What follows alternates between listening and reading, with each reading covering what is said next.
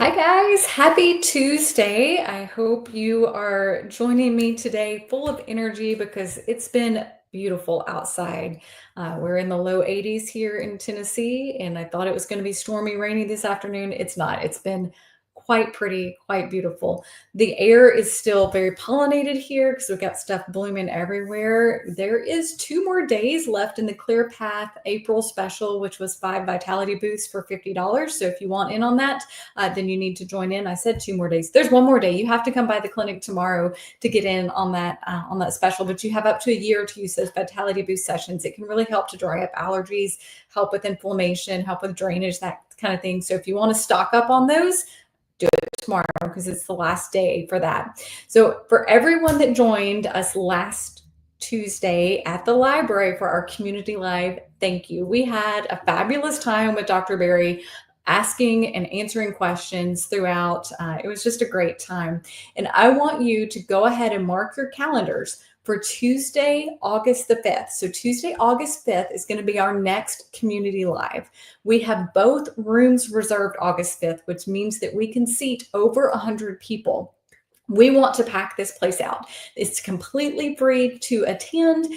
We may be encouraging a donation for the American Diabetes Society that Dr. Barry is forming to help combat diabetes in this country, but it will be a strictly optional donation, not a have to kind of thing. It is open and free to anybody who has medical questions, who wants to get honest advice, who wants to just hear the healing story of what nutrition can do to your body. So please mark your calendar, Tuesday, August 5th at the Dixon County building, which is attached to the library. It'll be at 6 p.m. again. Come out and join us. It's a great, hour and a half of just question and answer, and it's completely free and open to anybody. So invite ones. We are going to have a ticket sign up for that one because we're hoping for a larger crowd. And so you will have to have a ticket to get in. You can sign up ahead of time. When the tickets are gone, they're gone, but be watching for the ticket site to open up for that. Also, low carb for better health is coming up soon. It is going to be here September 12th and 13th. But remember, we have sold out the last 2 years. All the tickets have sold out. If you want to stay in the park, I know the hotel rooms are going to sell out. So you need to go now and get your tickets. September 12th and 13th. 2 amazing days. And when you buy your tickets, look for those add-ons. We've got some amazing add-ons this year. Some of them are completely free. Like there's going to be a guided hike through the park, completely free, body weight exercise time, completely free, but you can also buy really cool t-shirts, hoodies, and get access to the VIP dinner and a special PhD, that's a PhD coaching experience from the Barry's coaching community. And they're going to be doing like a speed dating type thing where you're going to learn a whole lot and get to connect with the PhD coaches. So check out all of those. And the VIP dinner this year, guys, it is sponsored by Route 22 Meats or Route 22 Meats, whichever way you want to say it. So we are going to be bringing some extra protein this year. That's been one of the complaints we've had in the past is not enough meat, not enough protein. We're bringing the protein this year. So come and join us, but you have to come to buy your ticket to get there. So please join us for that.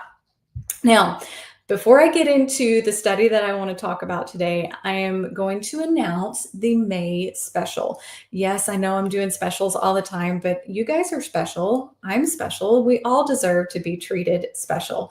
So you may have heard that the T-Shape 2 is coming soon. That is our body sculpting device that's going to help to tone and tighten after weight loss, or if you have problematic areas that you've been doing everything you can and you can't get them to clear out. That's what this device specializes in. So in May, we are offering a pre-sale of some of the treatments. So to treat the face and the neck, we're offering a 3-treatment special. And it may take more than 3 to get your full results, but 3 is enough to really see it get going. But it is 3 treatments for $300. That is 3 treatments for less than the cost of 1 treatment on any of our other packages. So if you want in on that May special, you come in, you have to do cash or check.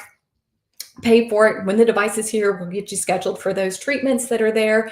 And everyone who purchases this pre-purchase face and neck treatment with the T-shape is going to be put into a drawing for a free body treatment of the lower body. So everyone gets put in for the free drawing who purchases that. And I personally think this would be a great Mother's Day gift. So if you have a mom who needs some uplifting and to feel like she's being pampered a little bit or needs some anti-aging or is having some skin skin sagging from after having some weight loss, this would be a great thing to think of mom for Mother's Day. So come and check that out. So a few weeks ago, we talked about, I did a talk. I say we, it's just really me. I should stop talking about myself in multiples. But I did a talk on Cushing's. We talked, there it is, I said it again. So let me start over. A few weeks ago, I did a talk on Cushing's. And this is a condition that I feel very passionately about. It needs more discussion. It needs more awareness. It's been thought to be a very rare disease, and we're finding it's not so rare, and it greatly affects people's lives, which is something that we want to talk about today. And this condition is one that often gets underdiagnosed. It gets overlooked, and it leads to significant delays in getting care and leads to significant delays or significant impairment rather of quality of life, which is what today's article is talking about. So this article was published in Endocrine Practice is the name of the journal, and it is titled Patient's Perception on Clinical Outcomes and Quality of Life After Diagnosis of Cushing's Syndrome. So it was published in 2016. That was a while ago. This is not new science. It's been out there for a while, so not breaking news, but it's a critical aspect of Cushing's that deserves more attention. So Cushing's syndrome, it's an endocrine disorder. It's caused by prolonged exposure to high levels of the hormone cortisol. So in 2016, just to put this in perspective, these are numbers from the article, and you can see the link to the article in the show notes. The reported incidence was around 1 to 2 or 2 to 3 cases per million persons, while we have around 680,000 cases in the US, if that number holds true. That's not just a couple of people. 680,000 cases is quite a few if you're looking at 1 to 3 cases per million people. If you missed that previous discussion, go back and listen to it because it is worth listening to. It's going to go through how do you diagnose, what are all the symptoms, some basics on the treatment, but it's just going to give you a really good idea of what is Cushing's. And share that video. If you know someone who might be affected by this, please share it with them so that they can be aware. And this study is going to show you why that is incredibly important that you, as an individual, if you know somebody suffering with it, that you mention it to them. So as another recap, cortisol is important. If you don't have cortisol, well, you do that thing called death. And none of us are really after the whole death word right now. But too much of that good thing becomes a bad thing too. So too much of it causes detrimental effects on the human body and health. And we talked about some of those effects in that previous video, like early osteoporosis, harder to control blood sugars, worse sugars, things like that. So the primary cause of Cushing's disease is an overproduction of cortisol, typically from a tumor or a growth. And sometimes it's cancerous, most of the time it's non-cancerous, but these are most commonly found on the adrenal glands, which are little bitty glands on the top of your kidneys. It can also be on the pituitary gland, which is a little bitty tinier gland in the base of your brain. Sometimes this growth is so microscopic that it's very difficult to find, and it can take years and years and years of symptoms to find where it is coming from. Treatment options for Cushing's can be medical, so there are medical treatments. There are surgical treatments. Now, let me be very clear on this. There are no lifestyle treatments to treat Cushing's. You cannot out-diet this condition. If you have it, you have to treat it. You can't keto, carnivore, whatnot out of this condition. Now, in fairness, those nutritional plans have improved the symptoms of Cushing's. In fact, sometimes it can suppress the symptoms so where you're not noticing them or the diagnosis might get delayed. And I believe there's been some research studies on that one. I'll have to go pull it back, but it's been known that when people go extremely low carb, the symptoms of Cushing's improve. They don't completely go away, but they do improve.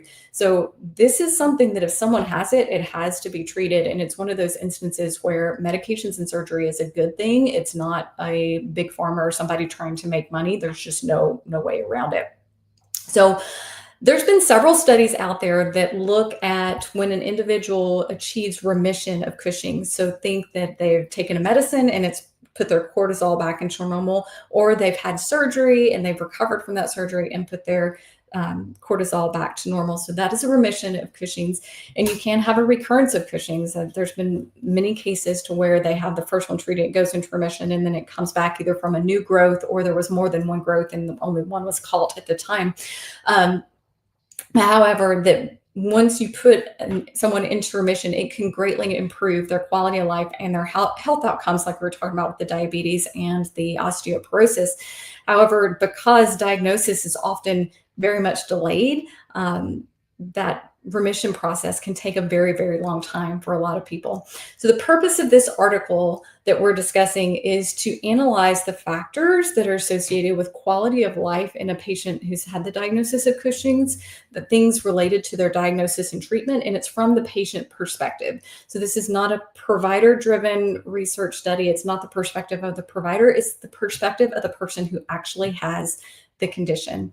The researchers recruited around 287 individuals between January of 2014 and March of 2014. So they just looked at a short little window there, and they found 27 males and 240 females. Now, Cushing's is 3 to 5 times more common in women than it is in men. Not that it can't occur in men, it's just way more common in females. So that's why you see the big disproportion of males to females in the study. One of the things that like flew off the page to me as soon as I started reading this article is, on average, the participants reported that it took about 5 years from the onset of the first symptom that they noticed to actually receive the diagnosis. But what's worse is that some individuals, it took up to 30 years to receive that diagnosis. And guys, this is legit. I have someone that I'm working with right now who's had symptoms for over 20 years and it's been overlooked. And we can go back and we can pinpoint sign, and multiple providers that she's looked at, which is the next part of who was the first person to even raise concern. Like when you're asking an individual who has Cushing, who was it that brought up that this could be a problem, that Cushing's is there? Well, in 76% of the cases, it was their physician, typically either an endocrinologist or a primary care provider, that brought it up as a potential that's there. However, 11%, it was the individual. So the individual went out and found the diagnosis themselves. Maybe it was a Google search, maybe it was something else, but they were like, I have Cushing's, I need to be tested. And they were positive. 9% of the time, it was a family or a friend, not a medical person, family or friend, just a general family or friend out there. And that's why it's important for you to go share that previous video if you identify someone who could have this that needs to be tested, because they may be in that 9% that would have been completely missed had someone not shared or said, hey, I think this is what you have or something you should consider. 3% of the time, it was found by a non-physician provider. So this would be like a physical therapist or a home health nurse or someone like that. They even included nurse practitioners in that lovely 3% that's there. Here's another shocker though, 1%. So I know it's not a huge number, but 1% of individuals were told that they might have Cushing's by someone else that has Cushing's. So when you look at that, like nearly a quarter of the people in this study were not found by necessarily a provider or their doctor that they're trusting to diagnose them. They're told either by themselves finding it out or by a family friend or someone else who is not their actual provider. So self-advocacy is important. And if your doctor doesn't encourage your Google search, then find a new doctor, because they should be able to have that conversation with you about the research that you've found and help you sort through what is factual and not factual. And if they're not, then you should be find a new doctor. And if you need a new doctor, you can come see me if I'm in one of your states. 22 states now that we're up to. All right. So interestingly, on average, participants consulted 4 different providers before receiving the diagnosis. The range is worse though. So these people had symptoms, took on average 5 years to get diagnosed and seeing 4 different providers, but the range was between 1 and 40 providers. So imagine some of those people who had symptoms for 30 years and sought out 40 different individual providers because they know they have symptoms, they're bothered by their symptoms, and they're just desperately trying to figure out what is wrong with them. It breaks my heart. It breaks my heart. And it makes me really wonder, Were the patients not being heard by their provider, or were the healthcare providers unaware of Cushing's and how to properly test for it? Because I've seen both. I've seen, the where we're just in that mill of one patient after another, and the patients don't have time to be fully heard. And then again, I've worked with a whole bunch of providers in my 20 years of practice, and so many of them think that Cushing's is this rare thing. In fact, during my training, we were told that Cushing's was a zebra. So, a zebra is a condition you were told you will rarely ever see. You shouldn't really worry about it. Yeah, be aware of it. So, you might catch that one in a million type thing. Um, but it's something you're not going to see. So, providers don't know how to test for it because it's so rare that it wasn't focused on in their education. Here's the thing, guys. In the last 4 years, just the last 4 years of my practice, when I have specifically started seeking out screening and testing on a regular basis, I've found 10 cases of hypercortisolism or Cushing's. That's 10 cases in 4 years. And man, it just makes me realize how many did I miss before? And if you're one of those people, I'm sorry that I missed your case. I didn't know any better at the time, but now I do. And now it is something that is in the forefront of my brain and I'm screening for and testing. In fact, I ordered 2 screening tests on cortisol just today. So yeah, it's out there. So let's look at the quality of life data because that's what we're actually here for. So quality of life data was scored between 0 and 100. 0 is the worst, horrible quality of life, and 100 is the best, prime quality of life. The questionnaire evaluated several different areas. So it looked at things like trouble sleeping, pain, wound healing, bruising, irritability, and mood swings and anger, how a person felt about themselves, like self-confidence, physical changes, because hypercortisolism can cause changes in the face, can cause that fat pad to grow in the back there, desire and ability to participate in social activities. Do you want to be around people? Can you interact with friends and family? How's your memory doing? And future health concerns. Are you worried about your health in the future? This is everyday stuff. If you look at that list, this is the everyday stuff that makes life either easier or harder. So in this study, the females had an average quality of life of 42. Okay, it's 0 to 100. Their average quality of life of 42. I don't know if you've been on the grading scale lately, but that would be an F. That's for failure kind of thing there. The males had slightly higher. They came in at a score of 45. When you looked at the length of time it took to get the diagnosis of Cushing's, generally the longer it took to receive the diagnosis, the worse the quality of life score. And I don't have the exact numbers on that one. They didn't give me an exact number in the study. I read it 3 times trying to find it. But what they said is the correlation that was reported is clinically significant and it's a negative association, meaning the longer the time, the worse the quality of life score was. And it makes sense because the longer you're exposed to elevated cortisol, the worse the symptoms are and the more damage that is done to the body. And some damage can't be undone, unfortunately. If patients received remission, so if a patient had Cushing's and they got to that remission point where their cortisol is under control, and not all patients do, their quality of life was significantly better. So their quality of life was 48 versus 27. So persons with Cushing's who do not reach remission, that's pretty low. So 27 out of 100. But if you reach remission, it got up to 48. Those currently in remission, so at the time of the study, if the client was currently in remission, their quality of life score was higher, 55 compared to 50 that were not in remission, up and down. The site of the tumor also played a role into it. So patients with adrenal tumors, so if they were able to identify that that's where the location was coming from, report a better quality of life, closer to 46 compared to those with pituitary tumors. And I think this is because adrenal tumors are often easier to identify and find. Pituitary tumors are often so microscopic that they're just more difficult to find. And those people can't have the same surgical correction, or pituitary tumors are more likely to not be surgical candidates compared to adrenal tumors. They're more likely to be a surgical candidate there. So additionally, looking at those people who had surgical treatment, they reported better quality of life than those who received radiation. So there's a third option there, is to radiate the tumors. If the tumor's not in a place where it can be excised or removed with surgery, you can radiate it and shrink it down. But the people who were able to get to surgery, they have better quality of life scores. And I suspect that's because radiation can cause a lot of symptoms or side effects.